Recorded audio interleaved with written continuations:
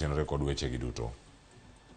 Nyakora moge jwang' magi gin ng'anyo mago mag lakteche to ahinya mago mantiere kaunti ma Migori. Jojo maleronwa ni nyaka sani nitiere buogo mano mar dhi ng'anyo mag lakteche mantiere kache kaunti ma Migori. En ang'o matimore, gichane karang'o, mago gi mathoth ang'ema bende watudre kod odiochieng' ma kawuono.